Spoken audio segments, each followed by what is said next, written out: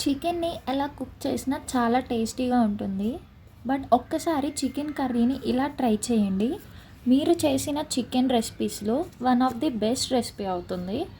నీట్గా వాష్ చేసుకున్న చికెన్లో సాల్ట్, కారం, కొంచెం పసుపు, పెరుగు, కొంచెం ధనియా పౌడర్ వేసి మొత్తం మిక్స్ చేసి పక్కన పెట్టండి. నెక్స్ట్ మిక్సీ జార్లో ఒక టమాటో, పుదీనా ఇంకా కొంచెం కొత్తిమీర పేస్ట్ చేయండి. ఇప్పుడు ఒక బాండీలో ఆనియన్ ఫ్రై చేసి అల్లం వెల్లుగడ్డ పేస్ట్ వేసి పచ్చివాసన పోయేదాకా ఫ్రై చేసుకోండి. ఇప్పుడు ముందుగా కలిపి పెట్టుకున్న చికెన్ వేసి 10 మినిట్స్ ఫ్రై చేయండి. ఇప్పుడు ముందుగా మిక్సీ పట్టుకున్న పేస్ట్ వేసి ఒక 10 to 15 మినిట్స్ కుక్ అవ్వనివ్వండి. నెక్స్ట్ ఒక పచ్చిమిర్చి సన్నగా కట్ చేసి వేసుకోండి. లాస్ట్లో కొత్తిమీర, పుదీనాతో గార్నిష్ చేసుకోండి.